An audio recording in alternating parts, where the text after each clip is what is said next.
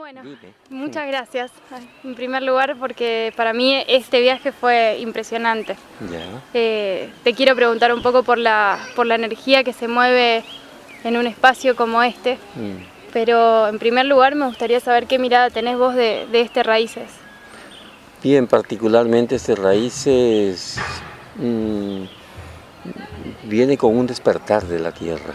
Y cuando hablamos de despertar de la tierra, hablamos de recordar lo que es la natural simplicidad de convivir en una diversidad, en donde todas las formas culturales pueden convivir, en donde todos los que se acercan a conocer esas formas culturales están accesibles. Entonces un conocimiento realmente perdido, no perdido sino resguardado dentro de nuestros pueblos originales, tiene ahora una recepción, es escuchado y es practicado. Entonces es posible que esto resuene socialmente también, porque cada uno se lleva un fragmento de esa vivencia y un entendimiento también para integrar a su vida cotidiana. Entonces me parece que se han sembrado semillas muy importantes de eso que somos como seres humanos fundamentalmente y desde ahí tejer, ¿no? Desde esa siembra tejer un sueño que tenga belleza, que tenga justicia, que tenga equilibrio simplemente, armonía y belleza. Vos durante tu charla hablaste muchísimo del lenguaje, pero no de un lenguaje de idiomas, sino un lenguaje más bien que nos una a todos, más allá de cuál sea nuestra forma de comunicarnos. Y también hablaste del silencio, de cómo eso nos puede dar un espacio para empezar a construir algo nuevo. Sí. ¿Qué me podrías comentar sobre eso? Sí, hay una afectividad natural que se expresa a través de los lenguajes. El lenguaje de la naturaleza es un lenguaje afectivo, el lenguaje de las aves, el lenguaje del viento, del agua, el lenguaje del fuego, el lenguaje de la misma tierra, es afectividad pura. Pero lo que nos recuerda es que nosotros podemos, incluidos en esa afectividad, que nuestra palabra tenga siempre esa resonancia afectiva, en un servicio que se da de igual a igual, que uno se pregunta por qué los pájaros cantan. Y si tuvieran uso de razón dirían porque esa es nuestra esencia. Si al humano se le pregunta, ¿y tú por qué hablas de esa manera?, ¿no? Uno, a diferencia de las aves, aprendió el lenguaje, aprendió a nombrar las cosas según su cultura. Y hay la cultura, vamos a decirlo, dominante ahora, por no darle alguna especificidad occidental, pues ya está en todos lados del mundo. La cultura dominante es un lenguaje de separación, de uso de seres humanos y de uso de la naturaleza de manera indiscriminada. No es un lenguaje creativo, es un lenguaje abusivo. Y si tenemos un lenguaje abusivo, también ese eco de nuestro propio lenguaje regresa a nosotros. Y con ese eco también, a pesar de ser seres exitosos, somos seres vacíos la mayoría en estas sociedades. Seres que no tienen tiempo para el silencio, por ejemplo, y que les da terrible miedo el silencio porque lo consideran aburrido, lo consideran una pérdida de tiempo, lo consideran que es cosa de místicos, y no simplemente una pausa natural que todo ser humano se debe dar para reconsiderar el que surja una nueva palabra. Una nueva palabra, cuando decimos, es que nace con pensamiento, con sensación y con manifestación. Si no tienen esas cualidades, entonces no hay un creer, un crear, un hacer, como una continuidad en sí misma.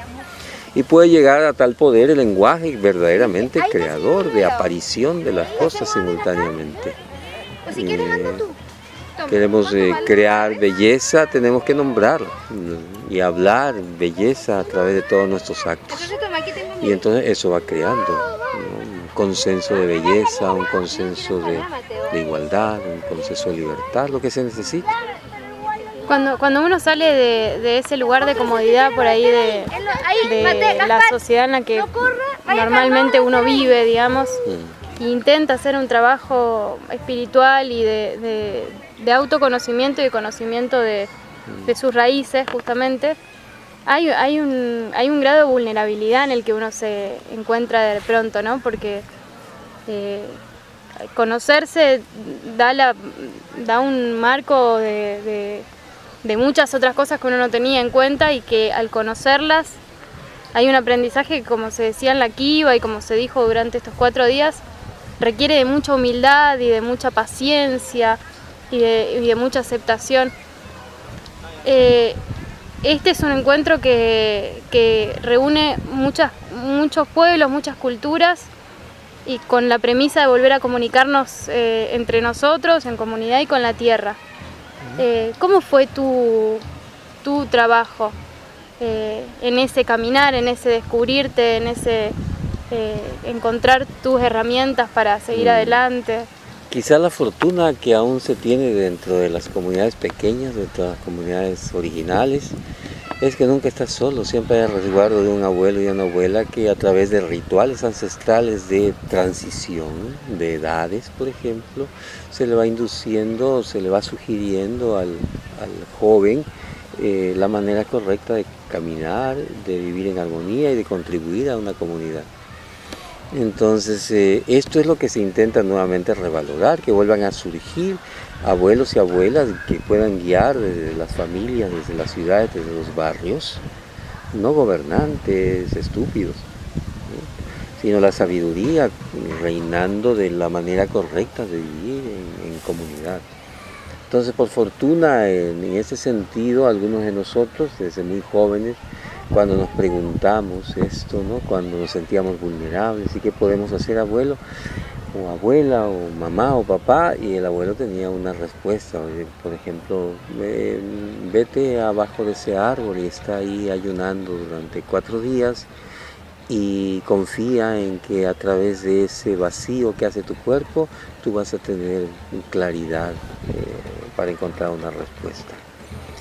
Se alentaba entonces a que tuvieran confianza en que la respuesta iba a surgir de él, simplemente propiciando un cuidado y algunas sugerencias para trabajarlo. La idea es que se van formando o se va recordando todo eso en un encuentro como Raíces de la Tierra, y esto se comparte en las ciudades. Ya hay muchos fuegos, por decirlo así, fuegos de temazcal en gran parte de Chile, como para darle un recordatorio a quien lo necesita, una continuidad a quien lo que necesita profundizar en estas maneras.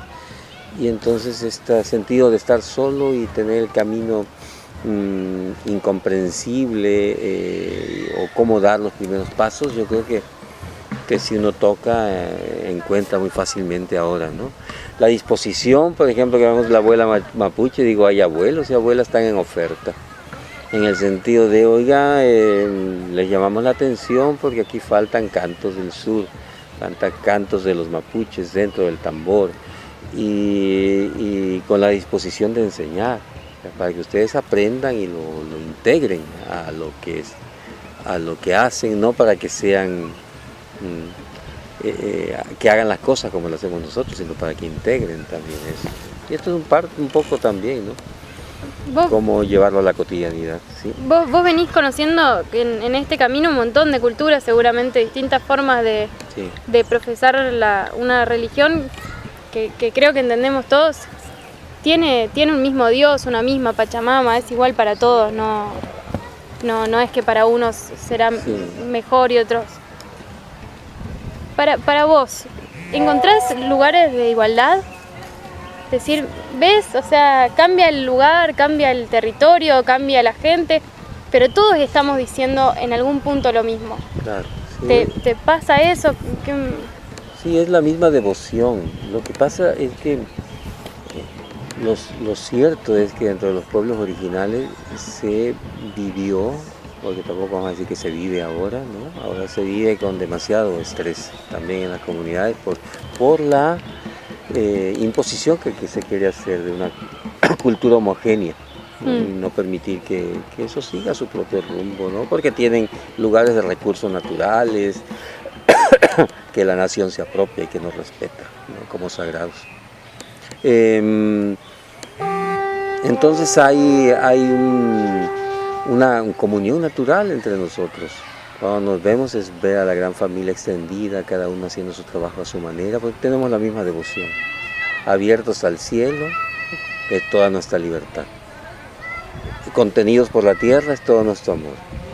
Y a través de esa unión de cielo y tierra hay amor, libertad y un gozo, una alegría natural por convivir, por reciprocar, por compartir. Y esto se da de manera natural. Y esa es la simplicidad de nuestros pueblos, independientemente de lo sofisticado que pueda ser a veces su mitología, su memoria cultural. Al final se reconoce básicamente que todo es sagrado, arriba, abajo y a donde quiera que veas, ¿no? Todo es sagrado. Y si te relacionas con eso, ya encontraste camino, no importa en qué lugar estés. Para los que a veces nos sentimos un poco solos, digamos, en estas búsquedas, porque por ahí no tenemos la posibilidad de charlar con nuestros abuelos o con personas sabias, digamos, que hayan trabajado mucho sobre sí mismas. ¿Cuál sería la posibilidad de camino para esos que estamos metidos en sociedades mucho más individualistas, digamos, en algún punto? Ese contraste que existe inevitablemente con eso que hizo esa idea falsa de progreso y todo eso, esa maquinaria que llevó a que estemos todos distanciados, digamos, con miedo. Yo creo que hay que... como hay dos veredas. Hay que seguir el camino del progreso y ese camino del progreso inevitablemente va a la destrucción. No va a haber política, no va a haber economía que lo sostenga. O empiezas a vivir en simplicidad. O sea, dejas que como vivir hasta el extremo a donde va esta corriente progresista, o te detienes y dices, ya no voy yo más para allá. Y empiezas a simplificar tu percepción de la vida, tu manera dejas de caer en la tentación de sus seducciones, ¿no? De sus anhelos, ¿no? Por el miedo a vivir en espacios abiertos, por el miedo a la convivencia, cada vez más aislados todos, ¿no? Aparentemente más comunicados, pero más aislados. Entonces sí se tiene que invocar casi como un rezo cotidiano, la posibilidad de percibir ese sentido de estar viviendo en comunidad, aunque a lo mejor tenga uno ahí su espacio privado. Y vive uno en comunidad con el viento, vive uno en comunidad con el agua, vive uno en comunidad con el fuego, vive uno en comunidad con la tierra. Entonces, toda nuestra comunidad.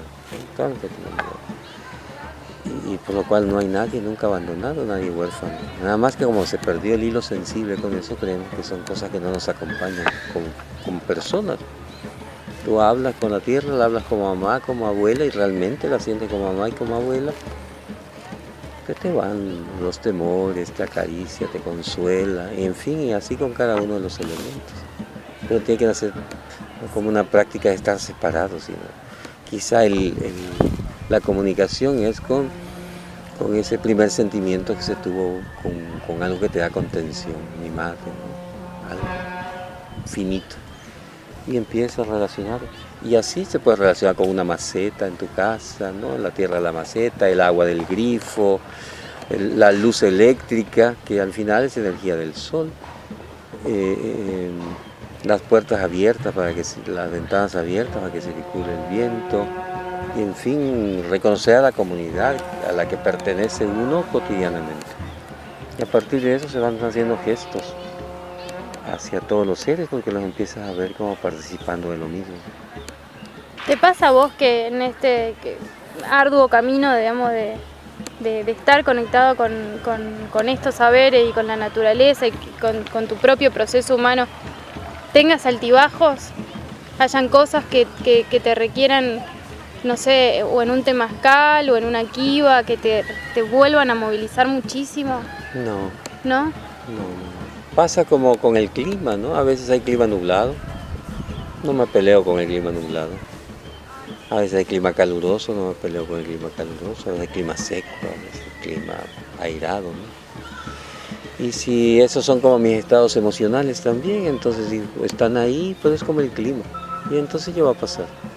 Y no son las circunstancias las que me obligan pues a caer en cierto tipo de estado de ánimo, sino es el proceso que está llevando la misma naturaleza. Entonces, si ahorita nos trae una energía de clima triste, pues sentimos el clima triste, pues nadie se pelea con él, ¿no? Y se va, pues cambia, sale el sol y ya cambió también ese estado de ánimo. Entonces, como no tenemos propiedad de nuestros estados de ánimo, no son de nosotros. Nuestro ser es como el cielo, y bajo el cielo ocurren todos los estados de ánimo. La tristeza, la rabia, todo eso, ¿no?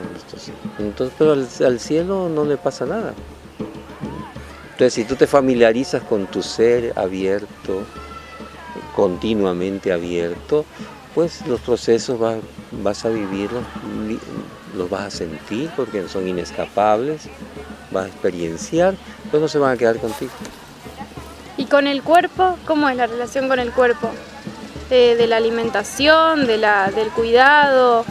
Eso depende del tipo de la persona. Lo que por lo menos un servidor hace énfasis es en mirar cada aspecto como sagrado. Entonces, comas lo que comes. Lógicamente eso, mirar sagrado, devolverle eso sagrado a tu cuerpo, te va a devolver una inteligencia biológica, por decirlo de alguna manera. Y vas a saber qué comer y qué no. Como que sale una percepción sola. Claro, solita vas a saber qué comer y qué no.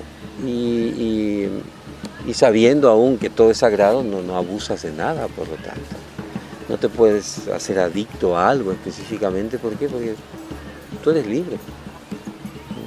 Tú eres libre y solamente estás como cuerpo comiendo. Pues tus seres tienen la amplitud del cielo, por decirlo.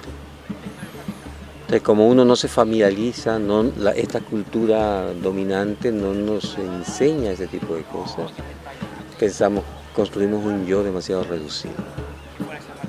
Yo que se apropia del pensamiento, de las emociones, y no un yo, nosotros incluidos en todo, y que todos dependemos de todo. Y no me está ocurriendo solamente a mí, está ocurriendo a cualquier otro ser.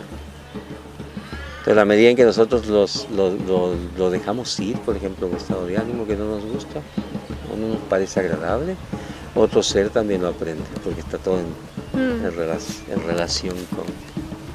Entonces así nos vamos ayudando a todos. Y por tu poesía te quería preguntar. ¿Sí? ¿Cómo empezaste a escribir? ¿Cómo es esa herramienta para vos? Bueno, yo empecé a escribir por mi temperamento introvertido. Entonces no sabía cómo decirle a mis novias que las amaba yo tanto o que me gustaban, inclusive para dirigirme a ellas. Entonces escribía acá en la intimidad cositas para ellas, ¿no? A veces se las mandaba con una vergüenza terrible. Y posteriormente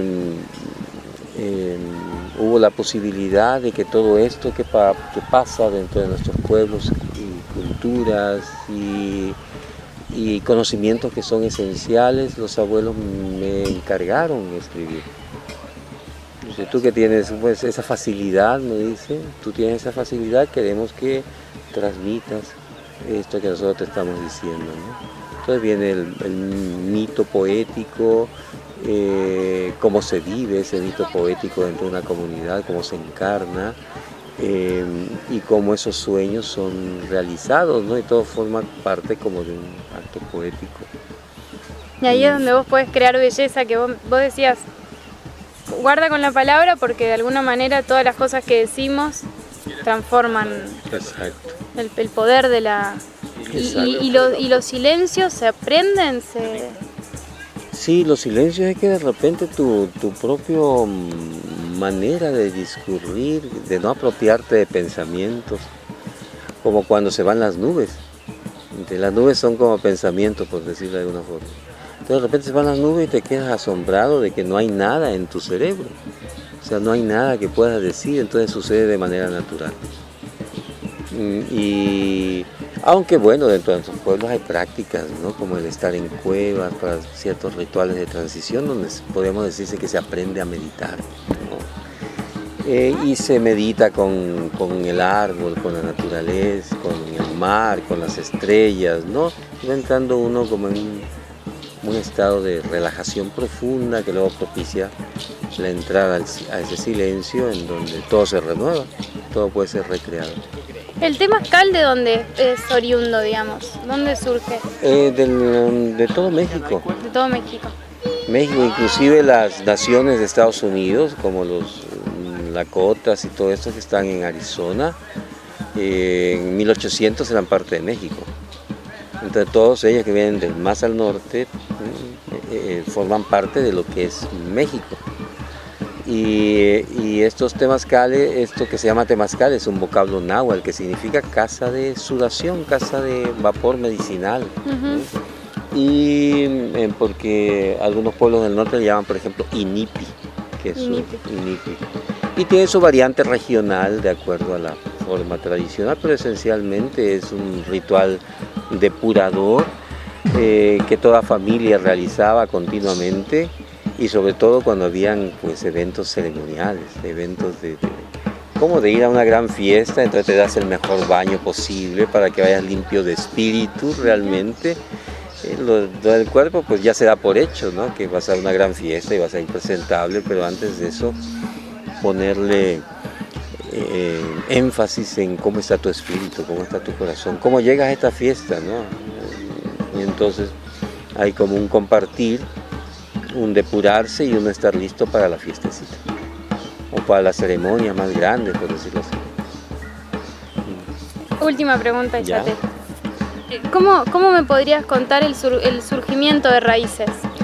Bueno, Raíces surge de un visionario en Lakota mexicano, que en el ritual de la danza del sol, que es un ritual donde se danza del amanecer al atardecer, en ayuno total, inclusive de agua, entonces durante 4 días. Entonces en uno de esos días este señor entró en una especie de éxtasis místico, se derrumbó y tuvo la visión de la Kiva, tal como es, y pueblos de todas las culturas entrando a depositar sus cantos ahí, y que era como una manera de renovar entonces todo vamos a decirlo, que las tradiciones que estaban como también apagaditas, ¿no? O muy distantes una de la otra. Entonces a partir de eso empieza a realizarse las Kivas. Primero se llamaba Canto del Pueblo, durante 20 años se llamó así. Luego hace 25 años llegó a México y se le llamó Canto de la Tierra. Durante 20 años estuvo como caminando y peregrinando con ese nombre, ¿no? En diferentes lugares, fundamentalmente de México. Y luego algunos amigos chilenos fueron a México, les gustó estas maneras y empezaron primero con el temazcal, y cada vez más gente se fue sumando a eso y se animaron y solicitaron la posibilidad de que se hiciera en Chile este evento. Y así fue como llegó a Chile, ¿no? Hace ya 6 años. Y se comparte como base pues las ceremonias del temazcal y de la Kiva, pero todos los abuelos tenemos oportunidad de compartir lo que decíamos en algún momento, y eso es como una diversidad bien hermosa, y a través de esa diversidad, todo este como desarraigo que han tenido los jóvenes en algunas zonas, vuelvan a tener como inspiración para decir, mira, si hay algo, no todo está perdido, pero ahí hay como que este individualismo retorne al orden natural, y si hay abuelos sabios que puedan guiar, dice, mira, acércate a un abuelo, una abuela y conversa con ellos, te van a dar una orientación siempre de por dónde caminarlo. Y que esto se hizo un abismo, ¿no?, entre las generaciones contemporáneas y los abuelos. Prácticamente los abuelos están ahora para ver la televisión y las teleseries, y no para transmitir una sabiduría de vida. Pero eso se perdió, son 2 o 3 generaciones, entonces no está del todo perdido. Entonces esto viene como un abono a fertilizar todos estos anhelos que han tenido los jóvenes y que pueden hacer posible realmente una nueva sociedad. Eso me parece. Me quedan millones de preguntas para hacerte, pero no te voy a sacar tanto tiempo. Muchas gracias. Un gusto. ¿Cuál es tu Muchas nombre gracias. completo? Magalí Benazulín. Un gusto, Magalí Benazulín. ¿Cómo es tu apellido? Castillejos. Castillejos. Carlos Jesús Castillejos. Sí. Bueno. Muchas gracias. No Un sabes gusto. lo reparadora que fue también esta charla.